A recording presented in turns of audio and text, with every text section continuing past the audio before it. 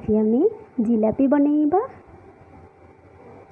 जिलापी बनैबा को हेले जेतिकी परिमाण रे पानी सेतिकी परिमाण रे चीनी को नेबाको हबो। मु एठी गोटिए कप चीनी सह गोटिए कप पानी नेइछि एवं ताको सीरा पई फुटेबा पई छाड़ी देइछि।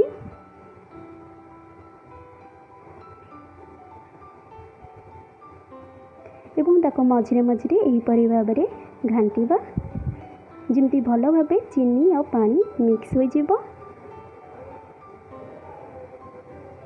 किछि गुजुराती आमे गुंड करके एथिरे पकेइबा ता भलो फ्लेवर आनी थाए हमर जिलापी रे।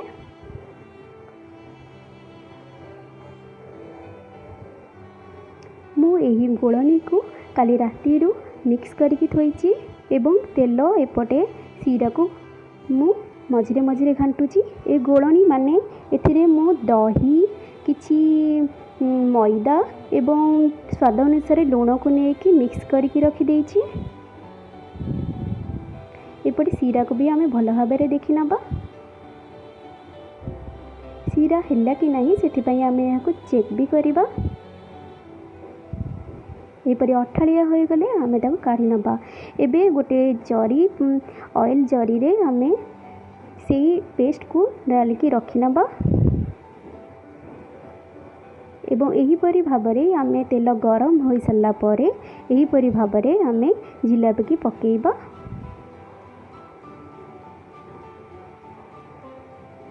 एवं ताको दी साइड रे भलो भाबरे फ्राई करनबा।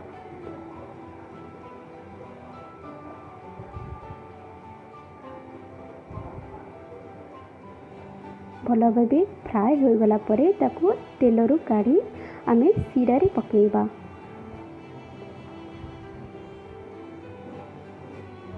सीरा रे भलो भाबे सीरा जिलापी भितरे बसिया पई एपट सेपट आमे करि नबा।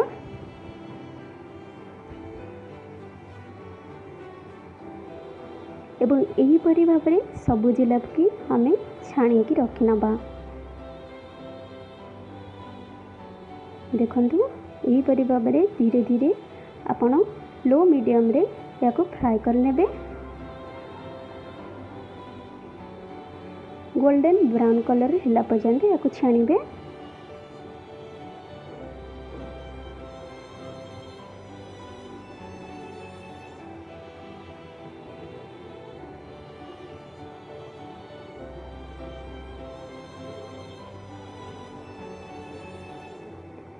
एबे टिके हाई फ्लेम कर नबा।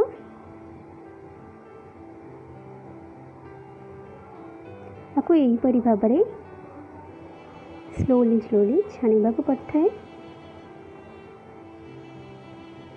एबे यहा को बाहर करि नबा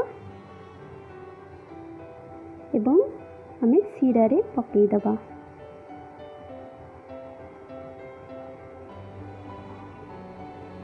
देखंतु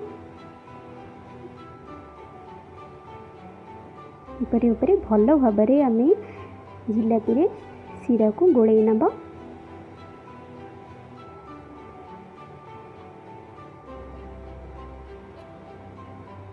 एवं बाहर करके रखि नबा। एबे देखंतु केते कुरकुरिया जिला